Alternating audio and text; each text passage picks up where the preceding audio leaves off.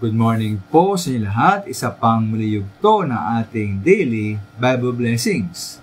Pamagat po na ating aralin ngayong umaga ay depende din sa atin. Depende din sa atin. Ang matagumpay po na pagbahagi ng salita ng Diyos at pagganap ng gawain ng Panginoon ay depende sa salita ng Diyos at sa kapangyarihan ng ating Diyos. Ito po yung nakaugat at may pundasyon sa natapos na ginawa ng Panginoong Yesus sa krus ng Kalbaryo para sa ating kaligtasan. Di ba maaaring maligtas ang mga tao dahil lamang sa galing nating magsalita o dahil sa sipag nating maglingkod sa gawain ng Panginoon?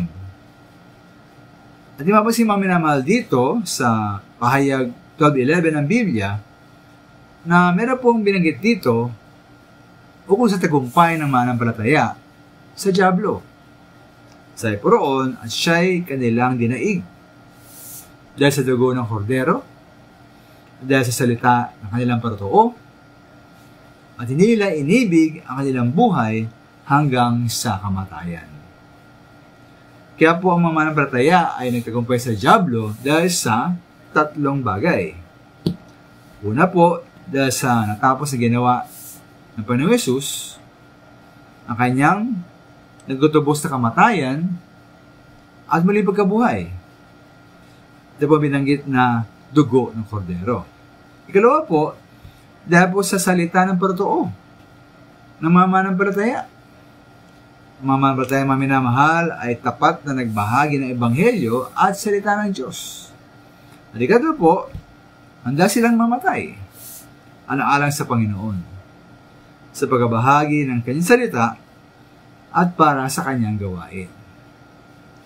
Kaya mamanal, napakalaki po ng ating bahagi sa tagumpay laban sa kasamaan, kasalanan at sa dyablo sa mundong ito. Dalawa po sa tatlo ay depende po sa atin. Una, ang ating pagpapatotoo at pagbahagi ng salita ng Diyos.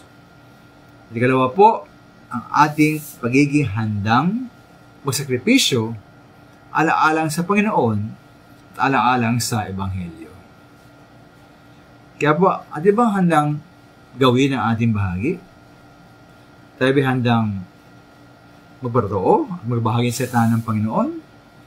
Tayo ba handang magsakripisyo ala-alang sa Panginoon? Minamahal ang tagumpay po ng katotohanan, katwiran, katarungan sa mundo, ay depende din sa atin. Maraming salamat po.